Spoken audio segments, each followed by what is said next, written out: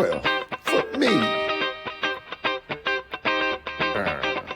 Foot me. Hello, foot nerds, and welcome to another Foot Me podcast weekend edition. This is where we are taking on the FC Pro Open. We are talking about Group B today. I am your host, TJ, typically navigating you through low-end gameplay. Today, I'm going to be talking about high-end gameplay that us middlings might be able to get something out of. So, as we talked about, if you were listened last Saturday, that essentially this FC Pro tournament that EA has put together this particular year, now that they are no longer affiliated with the FIFA, they have put together where they qualified and then created groups.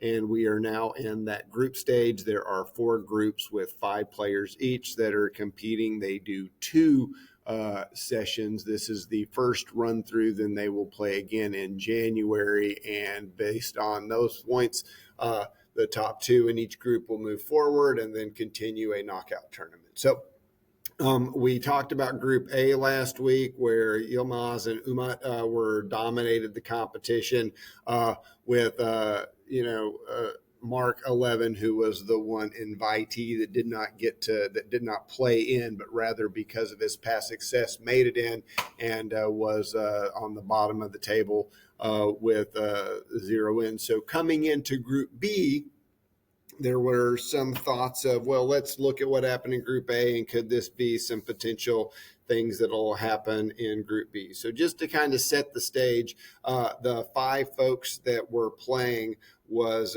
PH Zen, who was the one that got essentially, based on his performance last season, automatically qualified. Then you had Young, Happy Cohen or Fal Cohen, and then Bonanno, also known as Mateus. Those are the 2 Argentinians that are in this particular group. So a number of these folks play each other a decent amount outside of this and have seen each other, played each other, things like that. Now, if you remember last week, the idea was a 5 million coin team, plus you got to add a free Thunderstruck player. And so everybody last week added, Thunderstruck Ronaldinho. And so this week, they moved to the new promotion, which is the radioactive, toxicity promotion. And so all 5 of these chose to use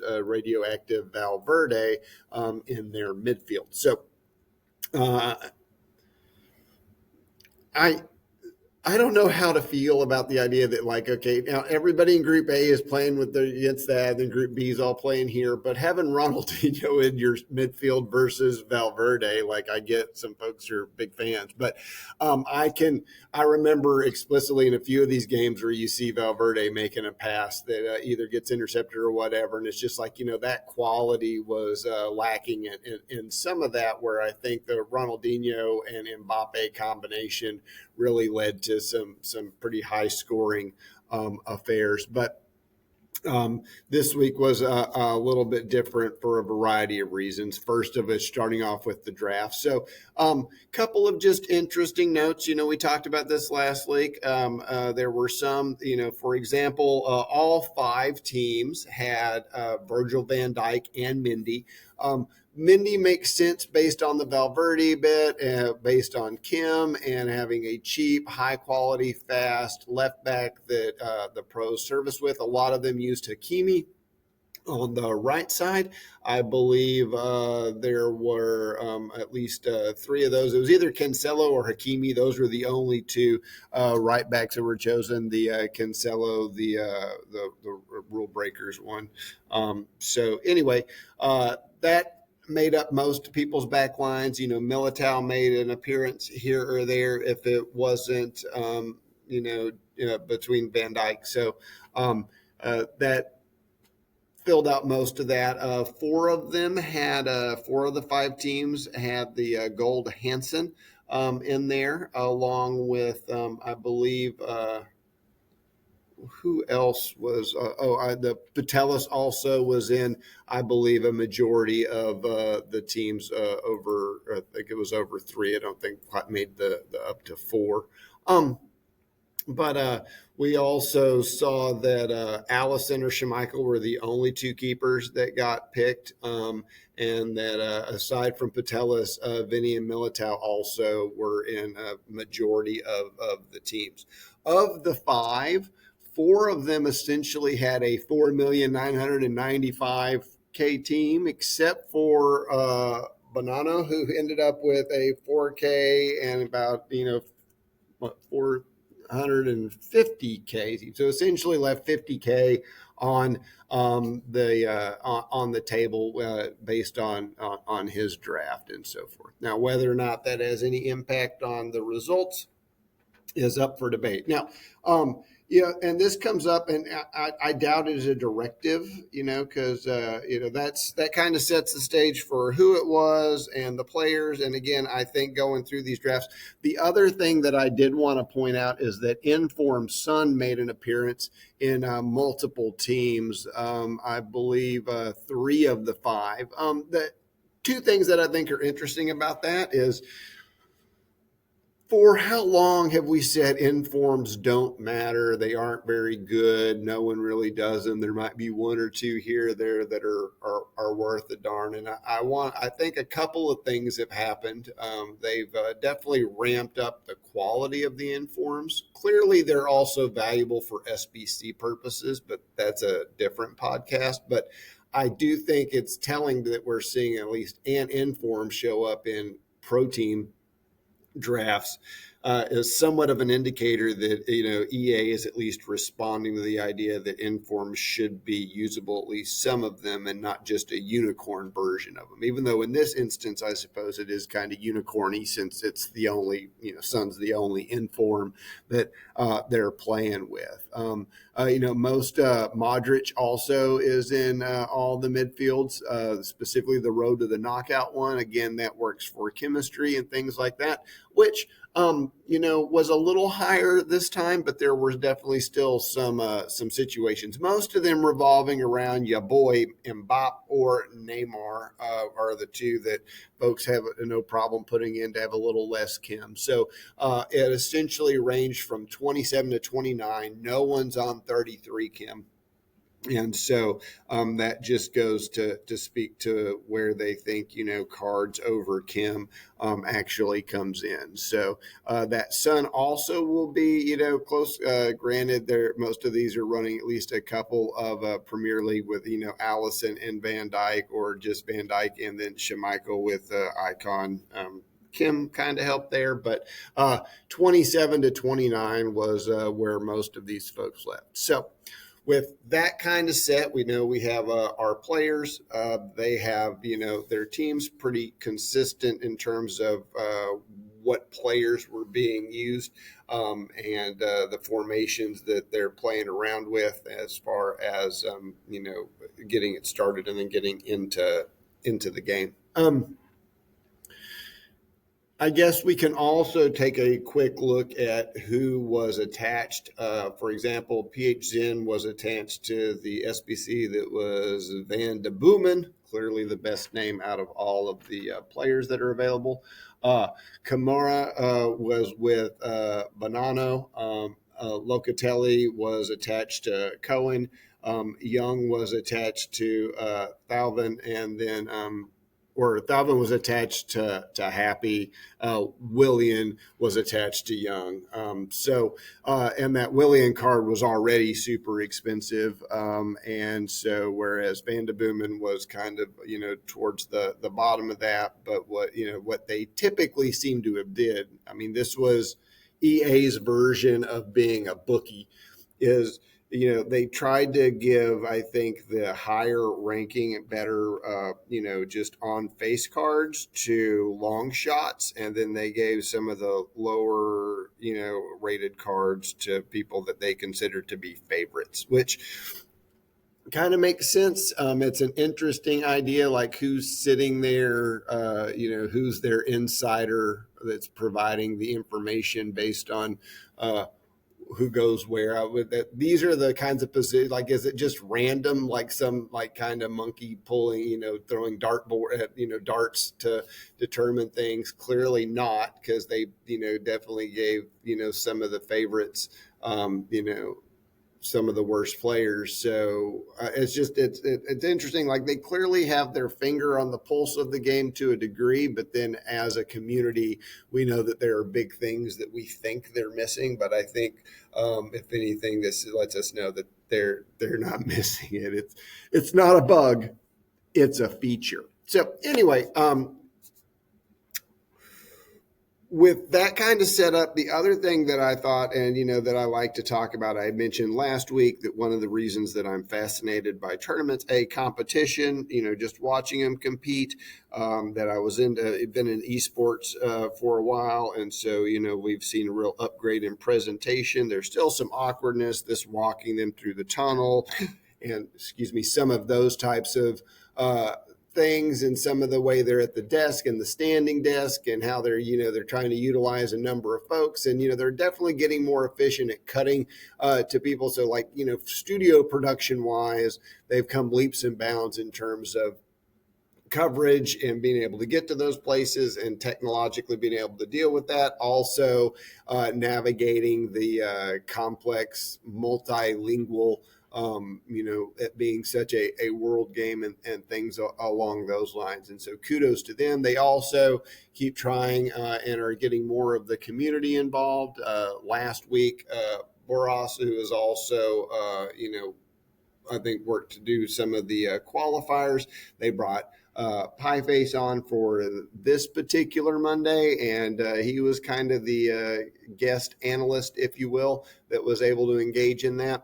And one area that I think EA is kind of pushing, but a lot of this is all testing, right? I think all of this, whether you're talking about evolutions in game, whether you're talking about the way FC Pro works, the FC Pro ladder that's going on behind the scenes, that you can see some streamers on Twitch that are trying to qualify for other FC Pro future events, things like that are going on, and the way that they're trying to engage that content.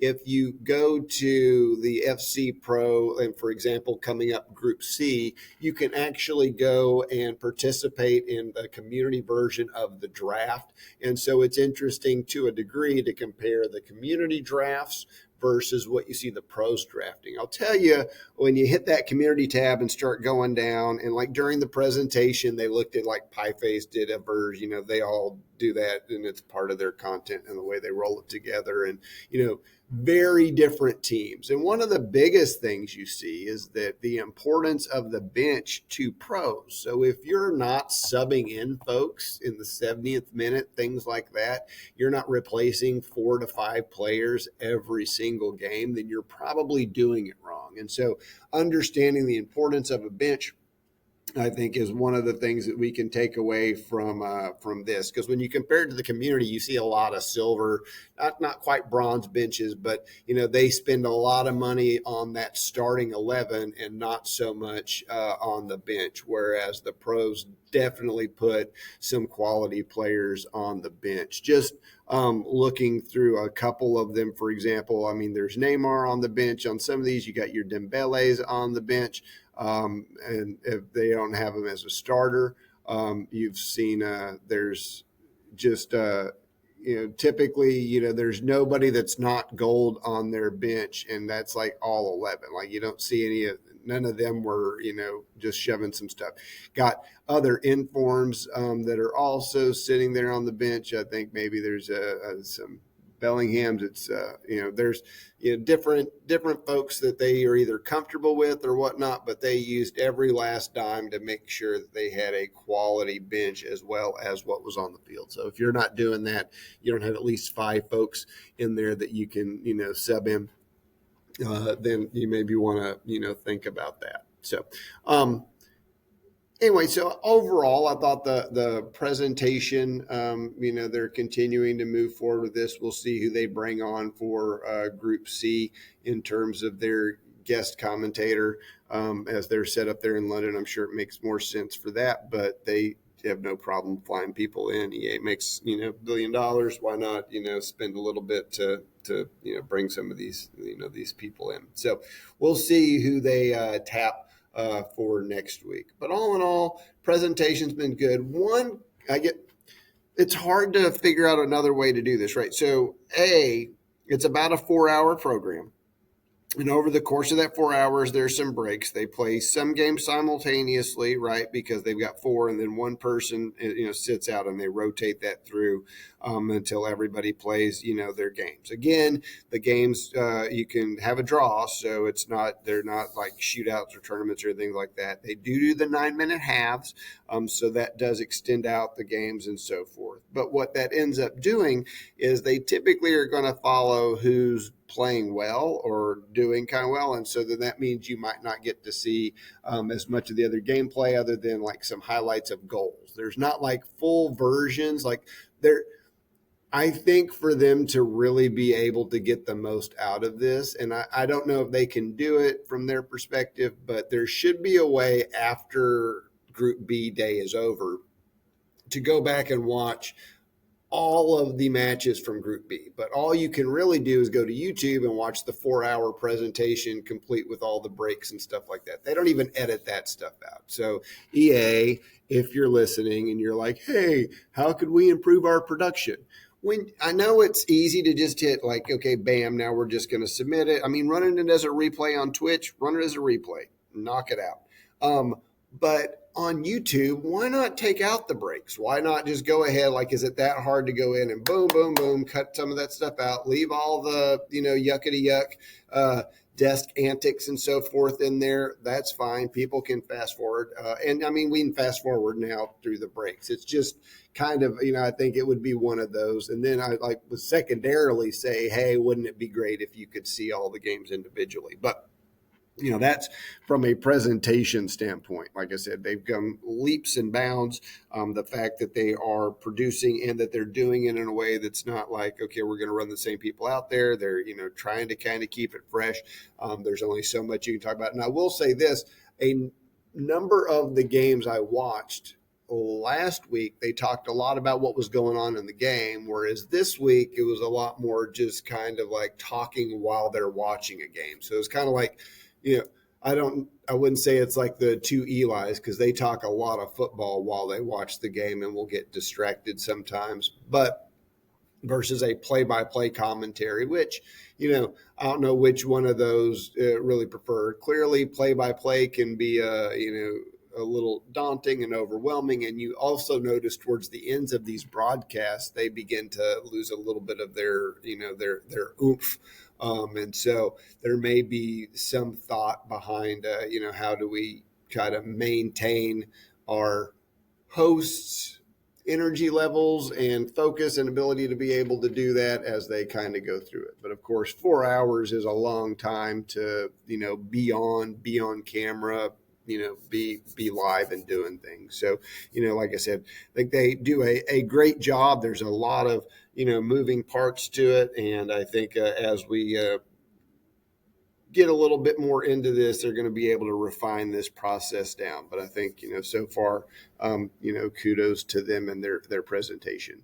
They do talk about the prices of the cards that are attached to the particular players as the tournament's going on. Some of them, Pi in particular, but others have invested in players, and they mention how that worked out for them either last week or this week and who they got and, things like that. So it's kind of, our version of fantasy sports / betting on, like I said, these games by, the players. Of course, any of the SBC stuff, you either did it or you didn't, and there's really no way to get back at it. I think in the future, if they, and I know they had a very specific week of we're releasing these cards, but given the length of this, wouldn't it be interesting if like SBCs came out for FC Pro? Could this be like a perpetual promotion? So instead of it being like, oh, it's a 1 week thing, here they are, and then boom, could they do that with like in packs, but maybe release SBCs like they do matchup SBCs, things like that, that would be relevant for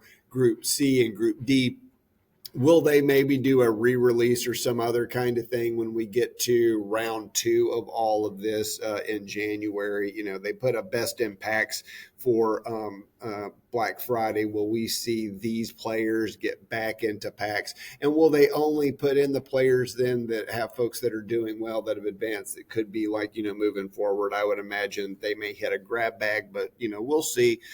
This is all just speculation on my part. So anyway, enough talk about who's in it and what's set up, like what actually happened, right? So last week, and not to belabor a point and certainly not to, try to pile on, but we know that the one person who did not play any EFC into the pro tournaments or whatever and just got moved in had a terrible week. And so the question was, will that hold? Will PH Zen having a direct buy into the group mean that he will be rusty or not be as familiar or have some issues? And the answer to that is no. PH Zen plays a lot like I think we face in weekend leagues and stuff like that. So last week, watching those games, very precise, lots of moving the ball. I talked about how they were, switching the play field, left back to, right wing, all those kinds of things. Not as many German crosses, still pushing, still doing cutbacks, all of those types of things.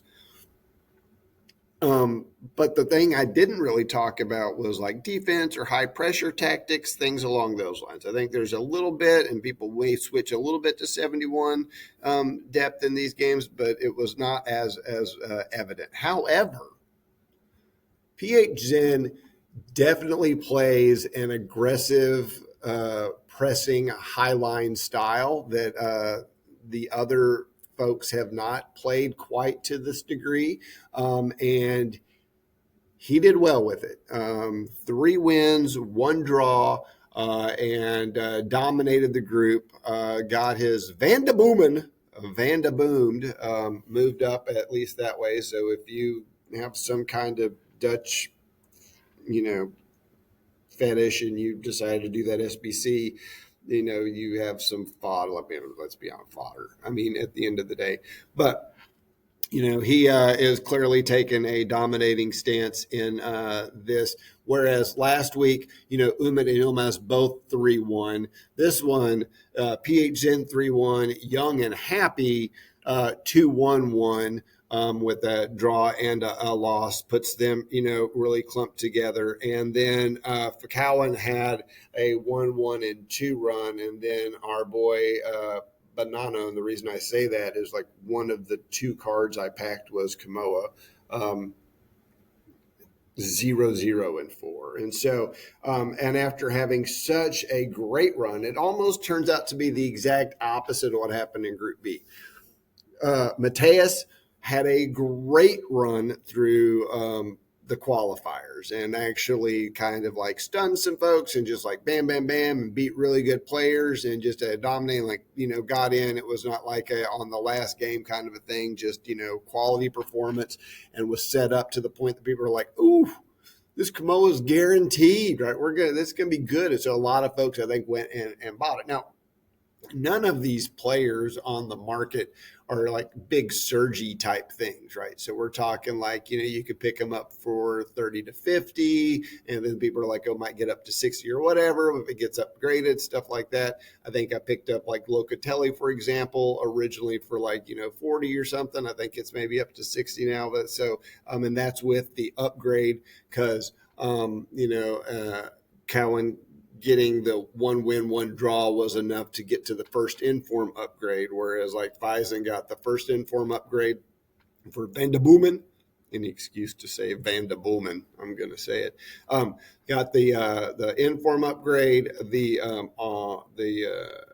play style upgrade, and the other inform upgrade. So already was, kind of maxing out that portion. Now clearly advancing and then winning, it's a pretty good idea. Probably advance, could win the tournament. There might be a really big Van de Boomen, might be the Van de Boom. Of course, I still think it'll probably be fodder, but maybe that turns into like, a number of YouTube videos where like, Vanda Boomin, I mean, it'd make really good titles clearly. So, good luck to those of you with some Vanda Boomin, make some content, have some days, enjoy your investment.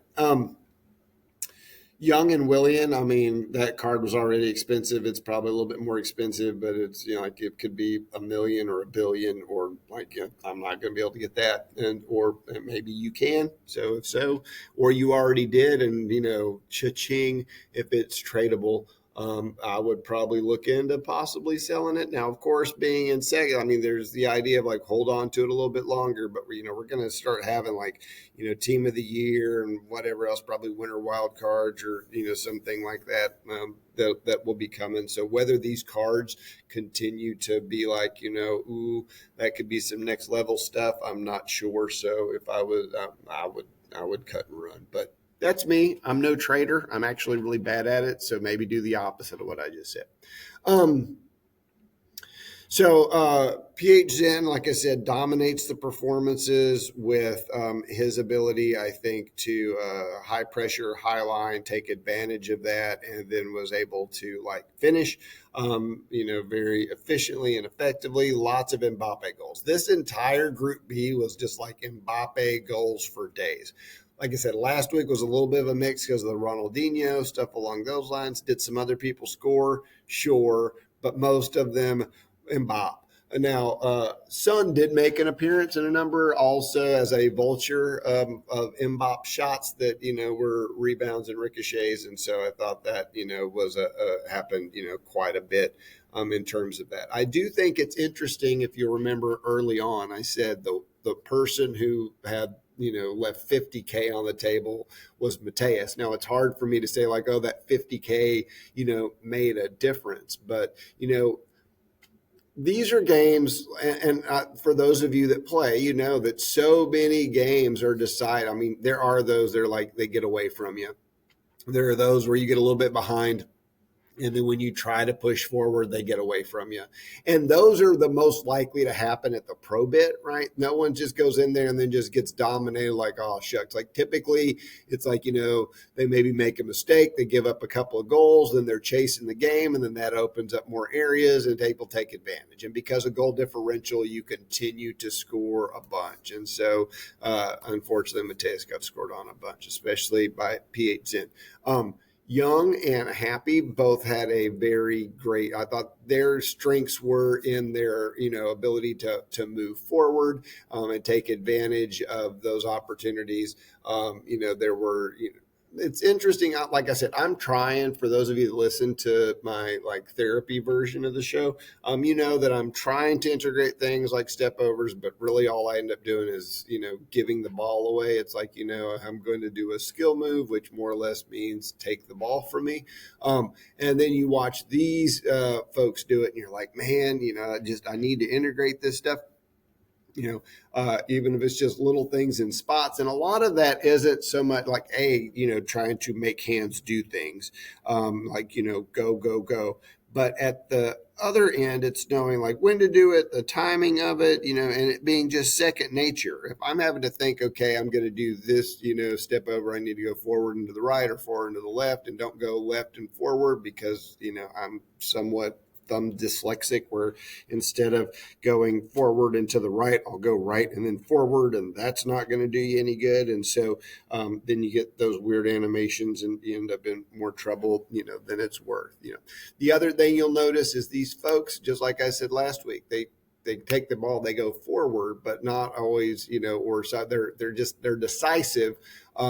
And oftentimes that may be incisive, and you will see they give up. I mean, they will make some passes that are like, just intercept, or they're like going for some things. And some of that you're basing it on, there's odds that this player is going to get free, stuff like that, especially with over the top balls, which you don't see them play very much. And I think there's a couple reasons for that. The inconsistency of whether or not that player that's on the run is going to get like held up by the defender, especially if folks that are really good and if they're pros. So they're pretty good, will change over and then just kind of bump into the one going for the run. And so you're able to delay that. So if you time it, that bump means, okay, easy for the defender because they box them out.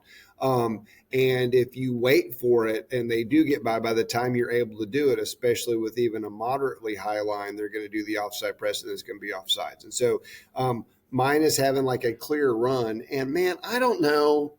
And Martin, I think there may be something with my pitch that's just a little bit more rubbery.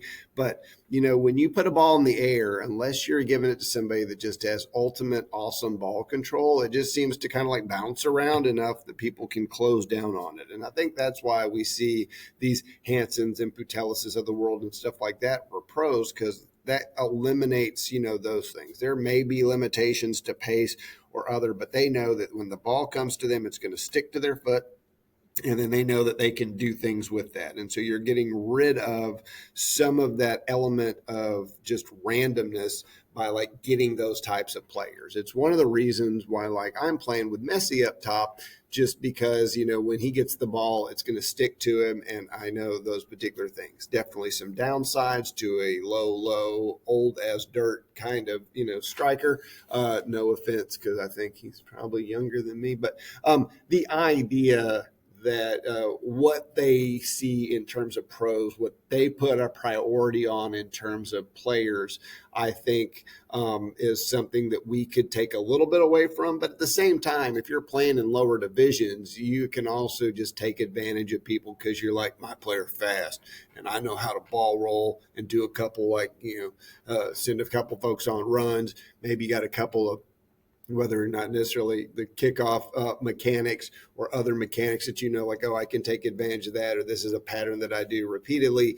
that will, get you to a certain point and that you can abuse certain players with that, clearly as you move up, that becomes, less of an option and less viable. And so this kind of stuff, and I think watching pros play and watching the way that they kind of go about their business, it also, I think, gives us some relief being like, oh, that happens to them too.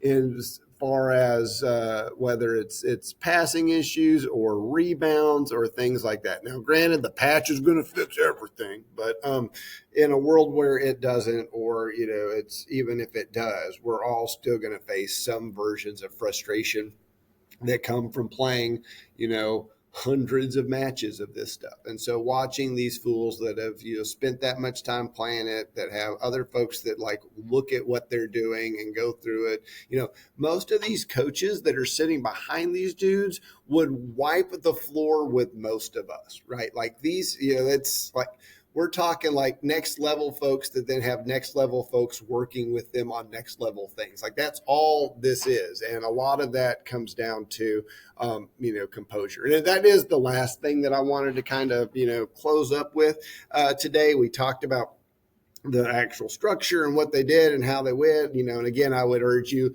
if you didn't get a chance to watch it, even, I know most people are like watching it for the packs or the XP or whatever, so be it. But if you, go back, you can go on YouTube, look up FC Pro Group Day B, and, there it is. And it's all of its 4-hour glory. And you can see some of these things and, take away, whatever you see. Maybe you have some of these players. How do they utilize them in different ways?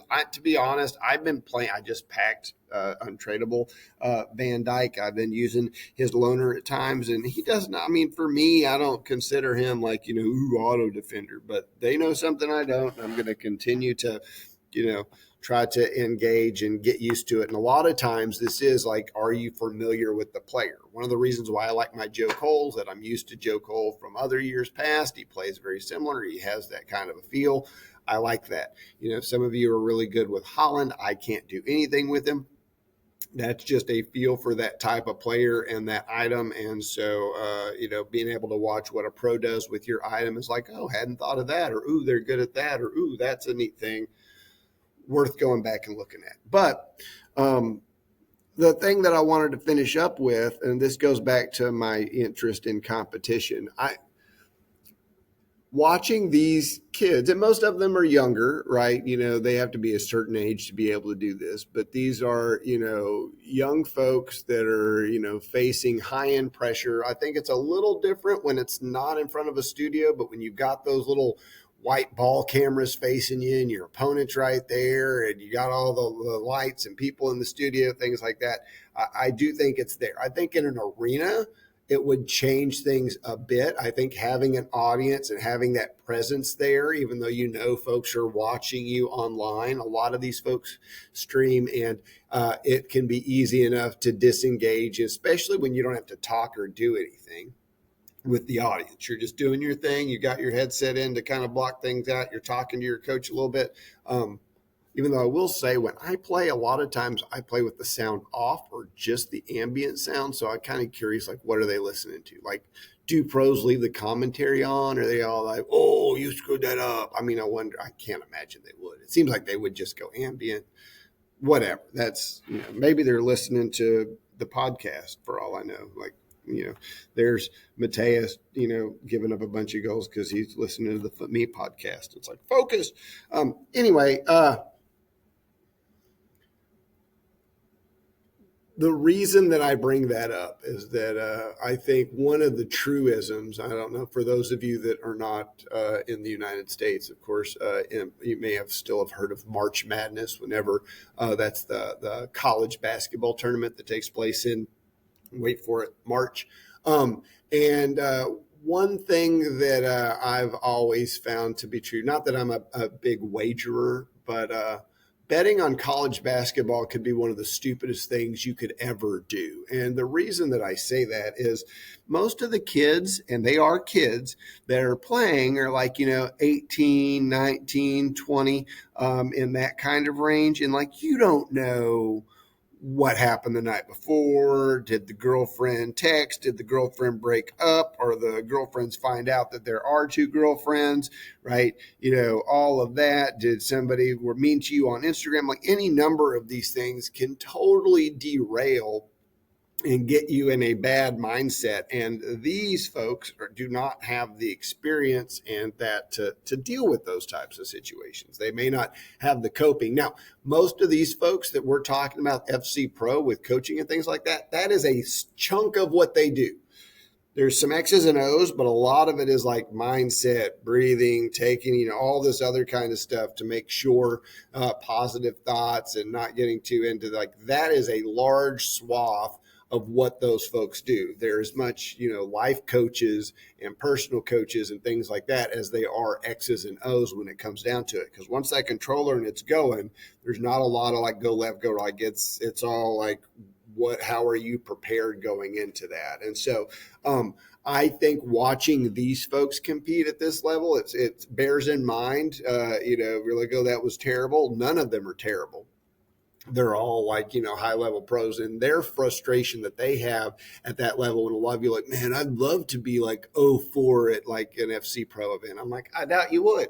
Doubt you would like to be anything, anywhere you do anything. And so being like, the worst pro is not necessarily as great of a feeling as you might think, being like, a Div 5 player. So it's still something to keep in mind that whenever we see these folks perform and how they perform and can they perform consistently, tournament after tournament after tournament, those types of things. And a lot of times that means kind of being a machine. The downside to that is, machines don't typically have just a bunch of personality. And definitely when you're trying to grow a sport, having players that have personality, good, bad, or otherwise, i.e. look at professional wrestling, it's important. And so, we have a fine line, you got your techs of the world. They're like, oh, these folks that are like top tier that people kind of think of, maybe they have some YouTube, maybe they've kind of done some things, but, I would just, as much as we're looking and watching and enjoying this, and maybe we get frustrated because the player that has the card that we want is not playing well, stuff along those lines. Just if nothing else, just be mindful. And if nothing else, a takeaway that, as bad as it's going for you, understand there are pros that are in the same situation that are, 0-4 going and stuff. Like, I failed to qualify for weekend league 3-7 or whatever in terms of that. And I'm, quite disappointed. And I know that there are folks that, were like, and I wish I could get 3 wins in that. And then there are folks that are, way above that. And so just keeping in mind using empathy to kind of drive content means that, if you're watching these, and you're like, oh, maybe I'll tweet out something about how somebody sucks, I would just, add reflect on that and think about that person. Same thing with whoever you're texting after that game, whoever you're going to IM about how terrible they are, or credit card FC or whatever it is, to get rid of that frustration that you have, that you're like, I'm going to send it out into the world. Just bear in mind that we don't really, we're all in this together to a degree, and that whenever we're watching these types of folks perform, that we are watching, kids, whether you're watching this esport or any other esport. And, even in the NBA, a lot of these, after your freshman year, bam, you're on the court, you're a professional, you're getting paid, you get to take it. No. Just like if you're a streamer, doesn't mean people can come into your stream and call you names and be like, no, you don't. Now, First Amendment, I'd say what I want. Yeah, good for you. But that doesn't, First Amendment doesn't preclude you from being an a-hole, but hopefully you can preclude you from being an a-hole. So if nothing else, my parting, kind of advice here is don't be an a-hole. Anyway, hopefully you found that to be engaging. We'll be back here next Saturday, of course, for Group C, which we have a whole new group of folks coming into, and then followed up by Group D. So it'll be interesting to, keep comparing. I thought, like I said, that Group A and Group B were so different that it was interesting, and I'm looking forward to seeing, is Group 3 going to be more? Is it going to be, less? What are we looking at? So again, if you didn't catch it, you can always go back and check it out on YouTube. And if you enjoyed this, I guess if you can smash a like or whatever button, that would be handy. And I did want to mention that I do have an affiliate. It's pretty, kind of basic. I like to mod my controllers. And so, and by that, I mean, kind of changing the faceplate up. A lot of times I have to, because the RB button breaks. And so extremerated.com is a company. They're out of China that has different kind of mod abilities. I've got a few different pieces coming. I will definitely post and let y'all know how it goes. At this point, if you add Foot Me at checkout, I think get a 10% discount. So if you want to roll the dice on that, or just kind of save it in your favorites, and I'll let you know here in a week or two, if it's worth. But I think, pricing wise, the way that they've been able to, the tracking, everything has gone really smoothly so far. So I anticipate, nothing but bonuses. But if it is an L, I will let you know, and we will discontinue that. But if you want to support the pod, that would be great. I'm, saving my pennies so I can, buy a better microphone so it won't sound like this when I talk to you. So if that's something that you think, hey, I might be worth not having to listen to this quality of audio, that would be great. And if not, no big deal. I will figure something out. But again, I appreciate you sticking around. And, if you don't want to support me financially, well, foot me.